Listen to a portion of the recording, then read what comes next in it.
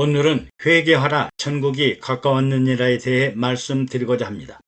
죄는 헬라어로 하마르티아라고 하며 회개는 메타노이아라고 합니다. 복음의 첫 번째 본질은 아브라함과 다윗의 자손 예수 그리스도의 세계가 열리면서 예수님과 세례 요한이 제일 먼저 전파하신 말씀이 회개하라 천국이 가까웠느니라 입니다. 회개하면 천국이요, 하나님 나라의 천국에 들어가는 제일 관문이 바로 회개입니다.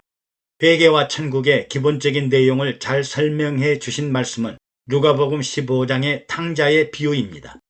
하나님 나라 지도자는 이 본문의 내용을 잘 숙지하여 아주 재미있고 흥미있게 그리고 능수능란하게 전파할 수 있도록 깊은 이해가 있어야겠습니다. 어떤 사람에게 두 아들이 있는데 둘째가 자기에게 돌아올 분깃을 미리 차지하고 아버지를 떠나 먼 나라에 가서 파랑방탕하게 재산을 다 허비하고 완전히 궁핍하게 되었습니다.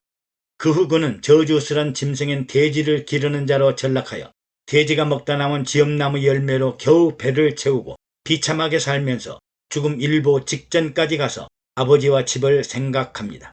그리고 탕자가 일어나서 아버지께로 돌아가자 하고 아버지가 계시는 고향 천국으로 돌아와 아버지여 내가 하늘과 아버지께 죄를 지었습니다 하고 회개하게 됩니다.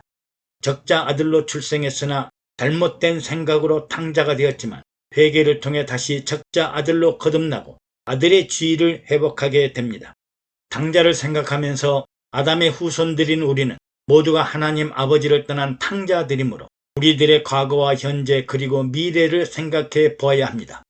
탕자는 아버지가 다스리는 공동체 통치 세계에서 개인적인 세상 욕심과 세상 욕망이 불타올라 기발한 생각을 한 결과 아버지가 살아있음에도 불구하고 자기의 분깃인 상속분을 사유재산으로 챙겼습니다. 그리고 신앙보다는 돈이면 무슨 일이든지 할 수 있다는 황금만능주의, 자본주의자들처럼 이만한 자본이라면 세상 어디를 가서 무슨 일을 하든지 성공할 수 있고 행복하게 살 수 있다는 착각과 망상을 합니다. 그리고 자신에 대한 과신과 맹신을 가지고 아버지를 멀리 떠나 먼 나라로 도망합니다. 또 탕자는 아버지의 법과 윤리의 간섭과 통제가 미치지 않는 아주 먼 나라에서 가지고 갔던 모든 재산을 허랑방탕하게 탕진해버리고 이제는 호구를 해결하기 위해 탐욕과 심술장이 짐승 중에 제약인 돼지를 치게 되었습니다. 돼지들과 함께 지엄나무 열매로 배를 채우려고 했으나 그것도 부족하여 거의 죽을 지경이 되었습니다. 아버지를 떠난 현실 세상, 하나님 아버지의 간섭과 지배와 통치가 없는 세상은 병들고 가난에 찌들고 온갖 고생을 다하는 세상은 마치 지옥과 같은 세상입니다. 배는 고프고 일은 힘들고 죽지도 못하고 살자니 고생이요 죽자니 죽을 힘도 없는 존재가 바로 세상 사는 탕자의 모습입니다. 아버지를 멀리 떠난 탕자는 바로 에덴 동산에서 선악과를 따먹고 쫓겨난 아담의 후손들이요, 아무리 좋은 옷을 입고 있어도 하나님이 사랑하시는 가죽옷을 입은 존재들이며 실제로 짐승 돼지들과 함께 탐욕에 빠져 살고 있는 지옥에 사는 존재가 되고 말았습니다.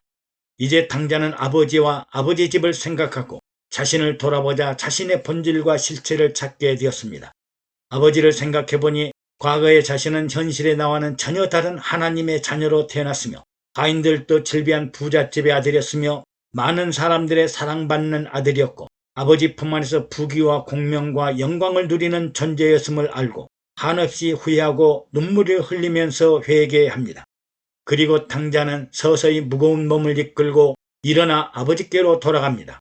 아버지여 내가 하늘과 아버지께 지은 죄를 알았으니 이제 아버지의 아들이라 함을 감당치 못하겠으니 나를 품꾼의 하나로 보아주세요 하리라 하고 일어나 아버지께로 돌아갑니다. 그리고 고향 본향이 있는 아버지 집 하나님의 나라 천국으로 돌아갑니다. 이렇게 일어나 아버지께로 돌아가는 일이 바로 아주 중요한 회개의 결단입니다. 일어나 아버지께로 돌아가리라. 그러므로 아버지를 멀리 떠나 하나님 없이 나홀로 내 뜻대로 사는 일이 바로 죄이며 하나님 아버지께로 돌아오는 일이 회개입니다. 그리고 아버지를 만납니다. 아버지가 돌아온 둘째 아들을 보니 본래의 내 아들의 모양과 형상은 온데간데 없고 가난하고 병들고 세상에 쩌들어 있는 불쌍한 모습을 보고 치근하게 여겨 달려나와 돼지 같은 짐승 모습에 돼지 냄새 악취를 풍기고 있음에도 불구하고 아들의 목을 안고 입을 맞추며 환영합니다. 이에 감격한 아들은 아버지여, 내가 하늘과 아버지께 죄를 얻었습니다. 지금부터는 아버지의 아들이라 일컬음을 감당치 못하겠나이다 하고 자백합니다. 아담의 후손들이 하나님의 사랑과 은혜를 배신하고 망각했던 지난날의 죄악된 일들을 생각해보면 다시는 하나님을 아버지라고 부르기조차 부끄럽다고 고백하는 것과 같습니다. 또 아무런 수고나 고생도 없이 오직 그리고 단지 예수 그리스도를 믿음으로 구원을 얻고 자신들의 피와 땀이 아니고 십자가의 보혈의 죽음과 부활의 공로를 믿어 타력으로 은혜의 구원 얻은 부끄러움을 의미하고 있습니다. 그러나 아버지는 아들의 생각과는 달리 하인들을 시켜 제일 좋은 옷을 내어다가 입히고 손에 가락지를 끼우고 발에 신을 심기라. 그리고 살찐 송아지를 끌어다가 잡으라. 우리가 먹고 즐기자. 이 내 아들은 죽었다가 다시 살아났으며 내가 잃었다가 다시 얻었노라고 하였습니다. 제일 좋은 옷을 입히라. 제일 좋은 옷은 성도들의 바른 행실의 상징이며 신부 화장 때 입을 세마포 옷입니다. 손에 가락지를 끼우라. 성령의 인증과 보증을 받아 아들임을 확증합니다. 발에 신을 신기라. 맨발로 다니지 말고 활동하기에 가장 편한 신발. 당시에는 자동차가 없었으나 요즘 같으면 최고로 좋은 자동차라 비행기를 사 주어라. 살찐 송아지를 잡아라. 최고의 고객 접대를 하는 것처럼 좋은 음식을 대접하라. 우리가 먹고 즐기자. 손님들을 청하여 혼인잔치, 생일잔치보다 더 좋은 잔치를 하자. 죽었다가 다시 살아났으며 잃었다가 다시 얻었노라. 이것은 바로 하나님 나라 대반전이요 기적입니다. 회개하지 않으면 망할 수밖에 없고 진노를 피할 길이 없습니다. 세례 요한은 회개하라 천국이 가까웠느니라 하면서 바리새인들과 사두개인들을 향하여 독사의 자식들아, 누가 너희들에게 임박한 진노를 피하라고 하더냐 하면서 책망했습니다. 그리고 회개에 합당한 열매를 맺어야 아브라함이 너의 조상이 되리라 하면서 이미 도끼가 나무 뿌리에 놓였으니 좋은 열매를 맺지 아니하는 나무마다 불에 던지우리라고 했습니다.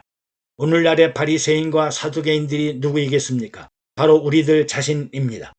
세례 요한은 약대 털옷을 입고 허리에 가죽띠를 띠고 음식은 메뚜기와 석청이었습니다.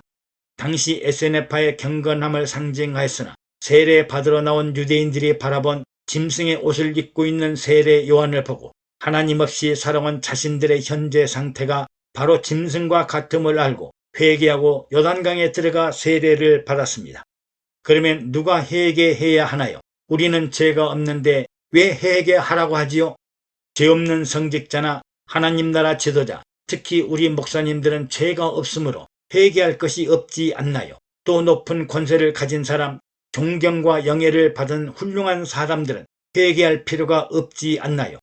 아닙니다. 이런 분일수록 더욱더 회개해야 합니다. 정작 변화되고 회개해야 할 대상은 남이 아니라 내가 먼저 회개해야 합니다. 나의 마음과 생각과 뜻과 행동이 먼저 변하고 삶의 방법이 변해야 이웃도 변하고 세상도 변하게 됩니다. 내가 먼저 회개하고 변화되어야 합니다. 또한 언제까지 회개해야 하나요? 주님의 심판대에 이를 때까지 회개해야 합니다. 회개는 이 땅에서 육신을 가지고 있는 한 주님 나라 갈 때까지, 주님이 오실 그날까지 쉬지 않고 회개해야 합니다. 정상이나 비정상을 가리지 않고 남녀노소 빈부귀천을 물론하고 회개해야 하나님을 기쁘시게 할 뿐 아니라 하나님의 선물인 천국을 선물로 받을 수 있습니다. 사도 바울은 유대인이나 헬라인이나 다 죄 아래 있다고 우리가 이미 선언하였느니라고 했으며 나는 날마다 죽노라고 했겠습니까? 모든 죄인들이 장막에 나아가 죄사함을 받았듯이 우리는 죄사함을 얻는 회개, 생명을 얻는 회개, 죄사함의 회개를 해야 합니다. 마지막 날의 심판은 하나님의 집 성전에서부터 시작한다고 했습니다.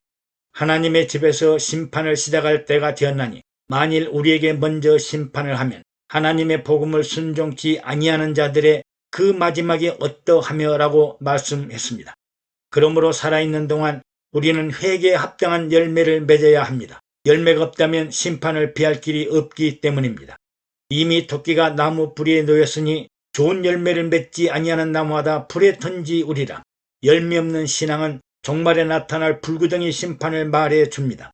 그리고 자기 뒤에 오시는 이, 즉 메시아 구세주 예수 그리스도는 성령과 불로 너희에게 세례를 베풀 것이요 손에 키를 들고 알곡은 모아 곳간에 들이고 쭉정이는 꺼지지 않는 불에 태우리라고 했습니다.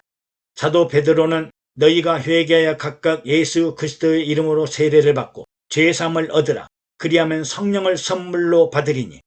성령 충만한 지도자 여러분, 성령을 선물로 받았으니 우리 모두 회개에 합당한 성령의 9가지 열매를 맺어야 하나님 나라 천국에 들어가 주님으로부터 잘하였도다 착하고 충성된 나의 종이라고 칭찬과 상급받는 잘한 성도가 될 것입니다. 우리는 회개하라, 회개하세요 하고 강압적인 자세가 아니라 회개하면 새 사람이 되고 성령으로 회개에 합당한 열매를 맺어야 한다고 전해야 합니다. 회개는 지금까지 살아왔던 세상적인 삶과 방법에서 마음과 뜻과 생각을 바꾸어 하나님이 기뻐하시는 뜻대로 돌아서는 것입니다. 즉 세상 나라에서 하나님 나라로, 세상적인 생각에서 하나님의 생각으로, 사람 중심에서 하나님 중심으로 삶의 방향과 틀을 바꾸는 것입니다. 하나님께서 회개를 통해 새 마음을 가진 새 사람을 만드십니다. 새 시대, 새로운 환경 속에 살아가기 위해서는 먼저 회개를 하고 새 마음을 가져야 합니다. 바리새인이요 유대의 관원인 니고데모가 예수님을 찾아왔을 때 사람이 거듭나지 않으면 하나님 나라를 볼 수 없고 사람이 불과 성령으로 거듭나지 않으면 하나님 나라에 들어갈 수 없다고 하셨습니다. 회개하고 거듭나지 않으면 하나님을 만날 수도 없고 천국에 들어갈 수 없다고 단정하셨습니다. 애청해 주셔서 감사합니다. 여러분의 구독과 좋아요 그리고 댓글은 영상 제작에 많은 격려가 됩니다.